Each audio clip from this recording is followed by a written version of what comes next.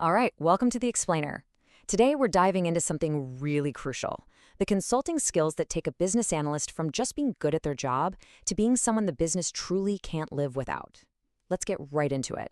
So let me ask you something. Why do so many projects, even with the best tech and the smartest people, just go off the rails? You know it's true.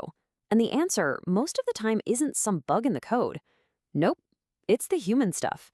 It's the miscommunications, the things people assume that never say out loud. That's what really sinks a project. And that's exactly what we're talking about today. The fix isn't just writing more detailed documents. I mean, sure, good documentation is important, but it's the end of a process, not the beginning. The real secret sauce, the foundation for everything, is getting into a consultant's mindset long before you even think about writing down a requirement. Okay, so let's start right there with that foundation. We're calling it the consultant's mindset. Honestly, this way of thinking is what holds up every single other skill we're going to talk about. This is the big shift in thinking right here. You see, a BA with this mindset isn't just a stenographer, passively taking notes and writing down whatever people say. They're an active partner in the conversation. They're guiding it, they're challenging ideas, and they're working with people to find clarity. So you're probably asking, okay, how do I actually do that? Well, it really boils down to a few key principles. First, you've got to be neutral so you can really hear what everyone's saying. Then you use empathy to get what your stakeholders really need. And hey, don't forget to use your own expertise to help guide them. But the most important thing, focus on the outcome, the big picture, and keep asking why way before anyone even starts talking about how. And this quote, it just nails it, doesn't it? Premature solutionizing. It's that classic trap. A stakeholder comes to you and says, I need a new button right here. And the immediate temptation is to say, okay, what color should it be?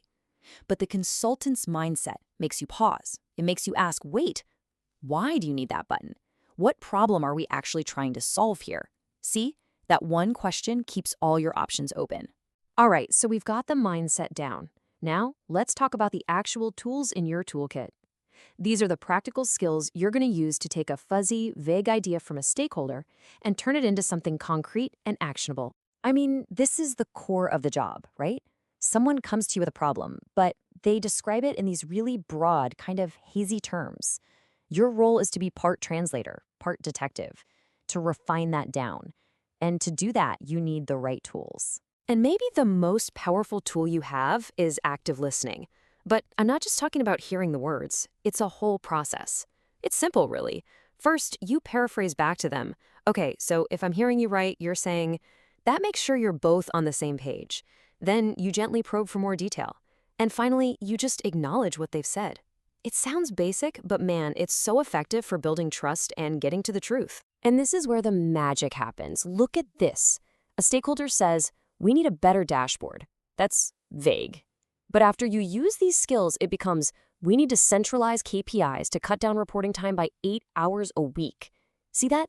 That's not just a better requirement. That's real, measurable business value. That's the difference you make. So how does that transformation happen? It's because you're doing so much more than just taking notes. You're digging deep to find the real business need. You're challenging assumptions with data. You're rephrasing things until they're crystal clear. The main point here is that you're not just a receiver of information. You are actively shaping it. Okay, so one-on-one conversations, you've got this. But what about when you walk into a room and there are 10 stakeholders, all with their own ideas and their own agendas? Yeah, that's a whole different ballgame. So let's scale up and talk about mastering group dynamics. Facilitating a good workshop or meeting is a real skill. You've got to have a clear agenda right from the get-go. You have to make sure you're not just hearing from the loudest person in the room. You got to draw out the quieter folks. And you need a plan for distractions. A parking lot is a great little trick for that. You just jot down off-topic ideas to deal with later. It keeps things moving, but nobody feels ignored. And when it comes to negotiation, there is one golden rule. Your goal is not to win the argument. It's to find a solution where everyone wins, because that's what's best for the business. Yeah, this isn't about arm wrestling. It's about collaboration. The best negotiations are built on facts and data, not on feelings. It's about figuring out where you can meet in the middle, knowing what's a must-have versus a nice-to-have, and always bringing the conversation back to the goals you all share. Look, conflict on a project is going to happen. It's just part of the process. But it's almost never random. As you can see, it usually comes from a few common places, like people having different priorities or not being sure who's responsible for what. The great thing is, once you know that, you can see it coming and be ready to step in as that calm, neutral voice. So, when things do get tense, don't panic. There's a playbook for this. First step, just listen. Understand where everyone is coming from, no judgment. Then you pull the camera back and reframe the conversation around the goals you all agree on. That's when you can start working towards a real solution. It's a clear, simple process that can turn a total roadblock into a moment where everyone finally gets on the same page. And this quote really sums it all up, doesn't it? It's not about whose idea wins. It's about finding the best path forward together.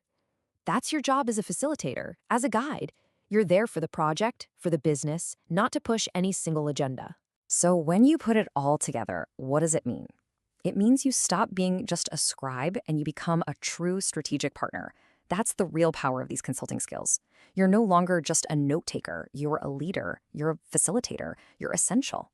And that's the difference between just documenting what's going to happen and actually helping to build it. Now, if you want to go even deeper on all of this, the source for today's explainer is a great read.